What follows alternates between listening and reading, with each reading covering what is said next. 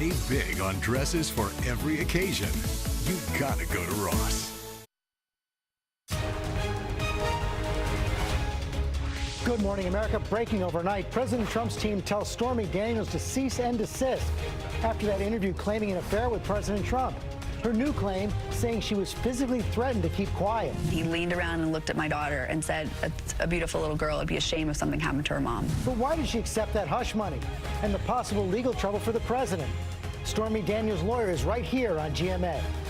Marching on, hundreds of thousands of students and families demanding action on gun control, saying enough. What's next for this massive movement as Congress is put on notice? Spring break mystery.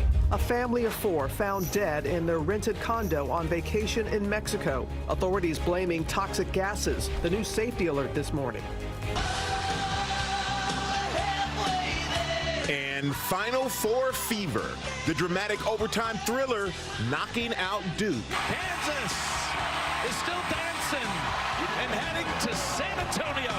Now, the stage set for 2 incredible showdowns. Cinderella team Loyola Chicago still living on a prayer with secret weapon, Sister Jean. Good morning, America. Live in Times Square, this is GMA with Robin Roberts, George Stephanopoulos, and Michael Strahan.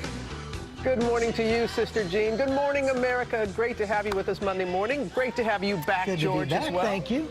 I tell you what's great, March Madness. Oh, yeah. Oh, gosh, the men's Final Four is now all set. Sister Jean Mania hitting a high. NFL teams even competing to get a visit from her. Everybody's trying to get that competitive advantage. Sister Jean is helping. And get this, only 550 out of more than 17 million brackets on ESPN correctly picked. I'm surprised there are the that Final many. Four. I mean, me too. It's a tough Final Four. You know, that Kansas Duke game delayed the start of the Stormy Daniels interview, but millions still turned in. That's where we're going to start right now. No direct reaction yet from President Trump, but the interview is raising serious political and legal issues. Well, especially that explosive new allegation that Daniels was threatened to keep quiet.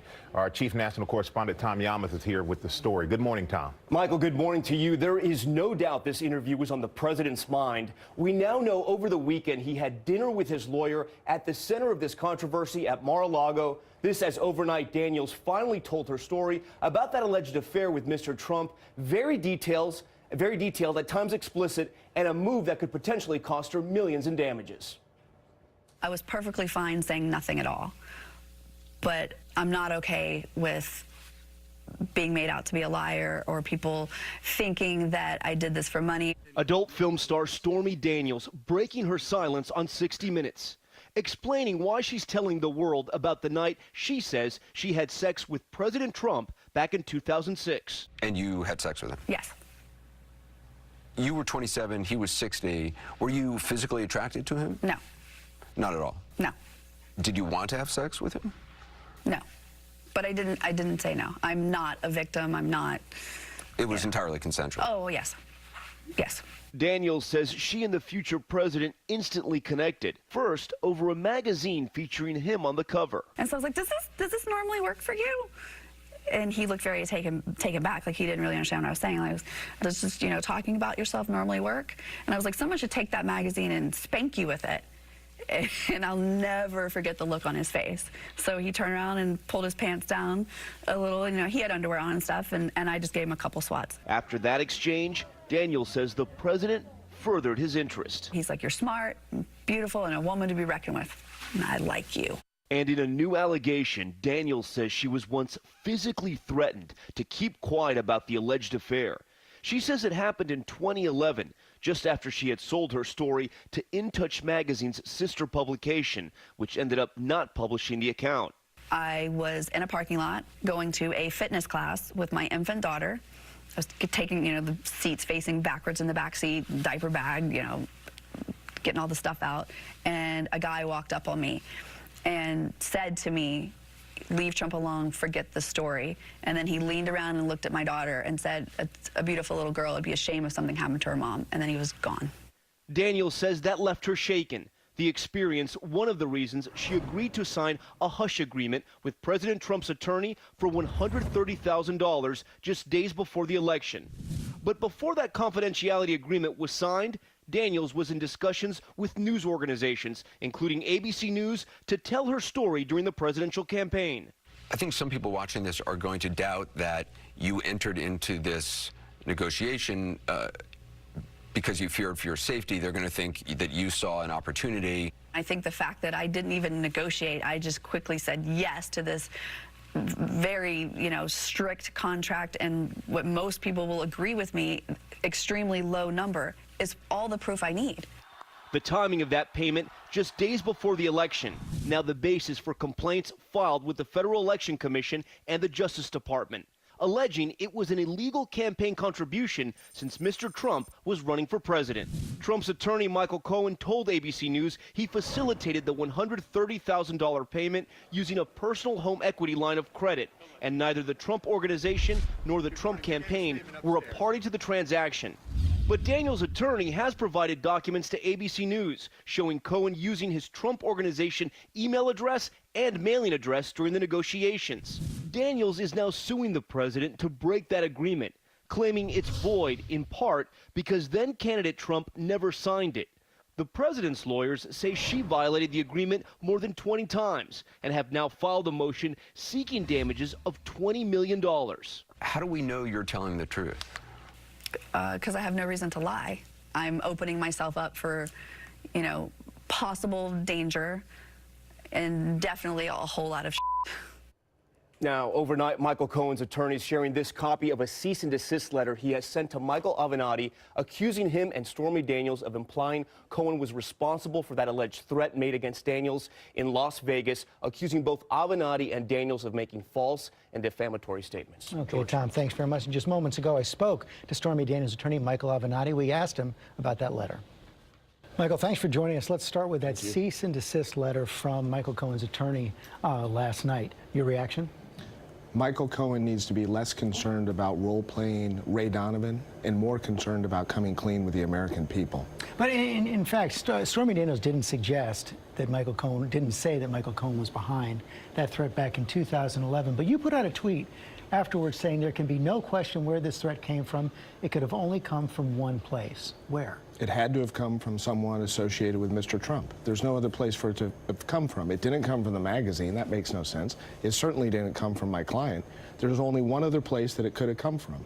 And that threat was terrifying to my client. Terrifying at the time, but she did not go to the police. Did she talk to anybody else at the time about that threat? She was scared. No. So it's going to be very difficult for you to back up your claim that this came from Mr. Trump.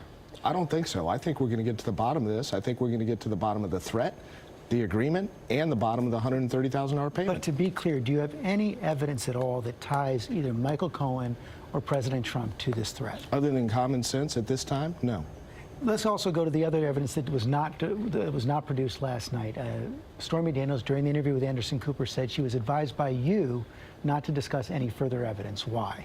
Because we're in the very early stages of this case, and we're not going to play all of our cards at this juncture. No good attorney would. There's going to be a lot of evidence that's going to come to light in the coming weeks and months, and we're confident that when all of the facts are laid bare for the American people, they are going to learn exactly what happened here. But you did put out that tweet a few days ago showing that CD saying a picture's worth 1,000 words. How much could this one be worth? Why put out that tease if you're not going to show the evidence? Because it was a warning shot to Mr. Cohen and the president that they better be very careful about denying what happened. And what's interesting is we get a cease and desist letter.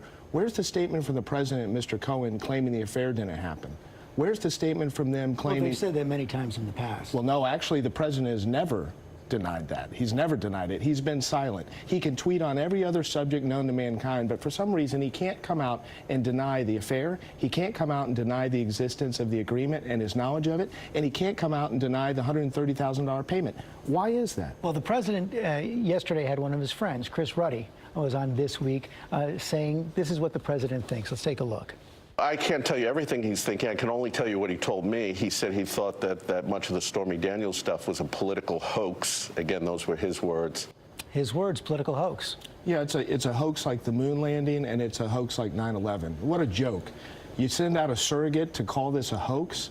Where's the president? Where's Mr. Cohen? Let them come on your show or another show and answer the tough questions. They need to stop hiding behind guys like this. Still suggesting you have more evidence, but wouldn't Stormy Daniels actually be in more legal trouble if she produced things like text or videos or anything like that, because she was required by the NDA to turn that in? Our position is the NDA was never executed, and therefore it was invalid for a whole host of reasons, and we're confident that a court's going to find that. So no. But, and to be clear, do you have more evidence or not? We have a litany of more evidence in this case, and it's going to be disclosed, and it's going to be laid bare for the American public, George. Direct evidence from President Trump that would prove an affair? Absolutely. But this has been several years. This has been going on for several years right now. That was your biggest possible platform last night. Why not present the evidence? I don't think that was our biggest possible platform, and we want to be smart, and we're going to be deliberate. Other big question is, where did that $130,000 come from that went to Stormy Daniels? If it came from Michael Cohen, he could be vulnerable to an FEC violation for an improper in-kind contribution. Do you have any evidence that it did not come from Michael Cohen? I think that when it's all said and done, George, it's going to be clear that it did not come from him or that there was a promise of reimbursement. But regardless, Mr. Cohen and the president have a significant problem relating to this $130,000 and the agreement. They say you have and your client has a significant problem as well, already liable for $20 million in damages. Aren't you concerned at all that this is going to lead to financial ruin for Stormy Daniels? Not at all. Michael, thanks for your time this morning. Thank you, George.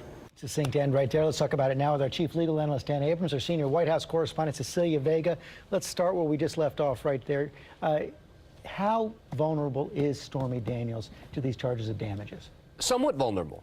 You know, I think that for him to just dismiss them as if it's just never going to happen is a reach. The bottom line is the agreement is likely enforceable. They have an argument about why it's not enforceable, but it's likely enforceable. Because she took the money? Because she took the money, right. This claim that, oh, Trump didn't sign it. Well, when you're talking about contracts, actions end up often speaking louder than what's in writing.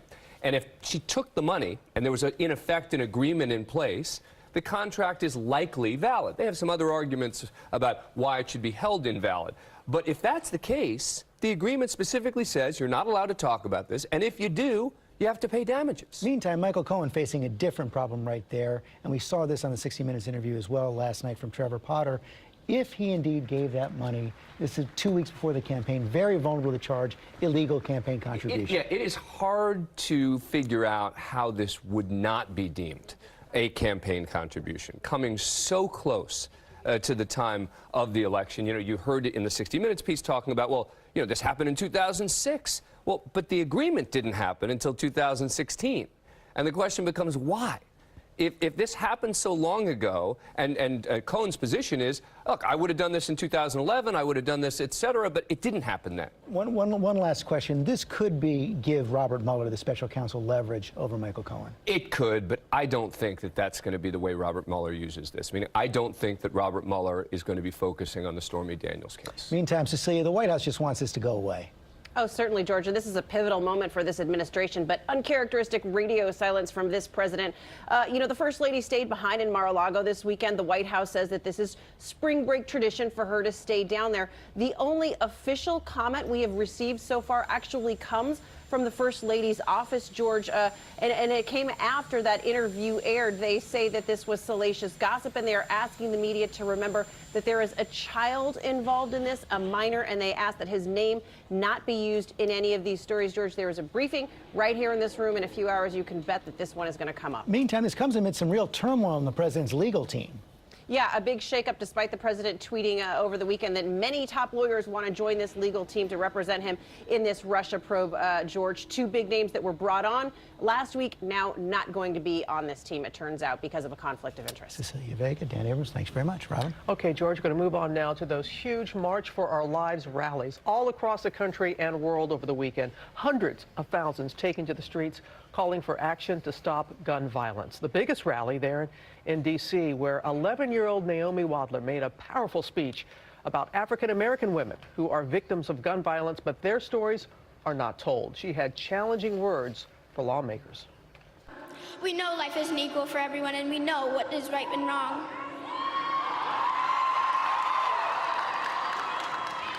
We also know that we stand in the shadow of the Capitol, and we know that we have 7 short years until we too have the right to vote.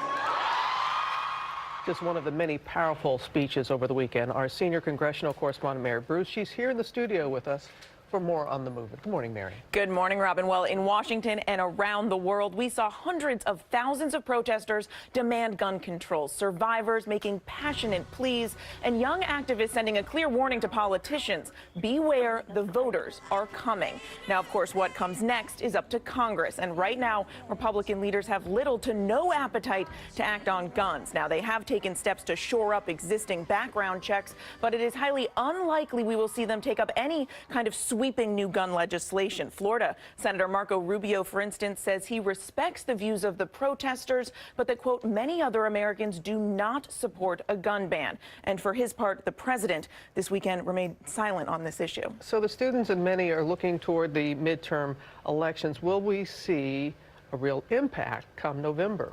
Yeah, Robin, there's no question that this could be a really major issue in these elections, which is something that we haven't seen in decades and is likely to put many Republicans on defense. But one thing is very clear. These young people are motivated. They are registering people to vote, and they're going to keep the issue of gun control front and center. That is very, very clear. It's great to have you here in the studio. Thank you. Good to be here. Thank you. They're marching for change. Yes, they are. All right, we're going to switch gears now. We're going to go to March Madness, the Final Four matchup. They're all set.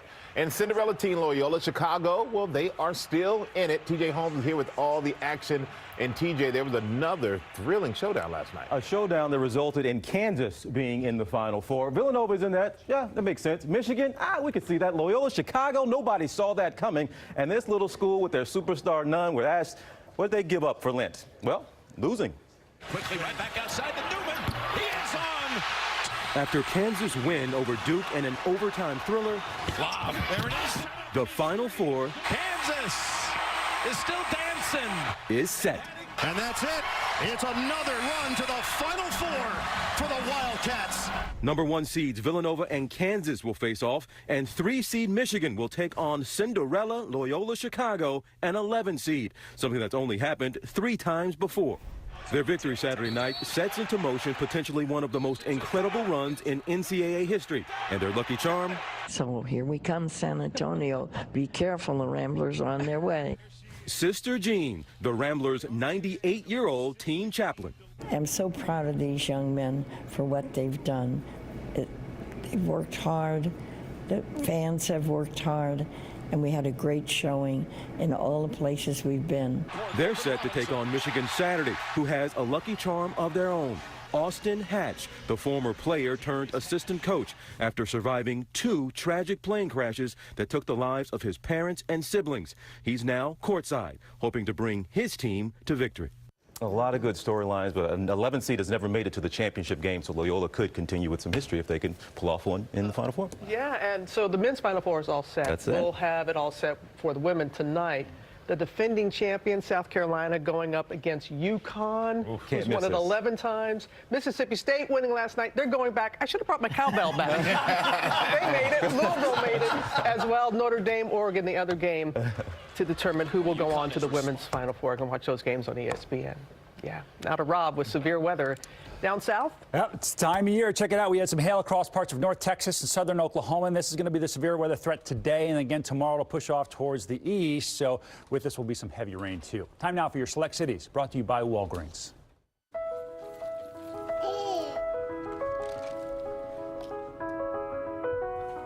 See you. Take care.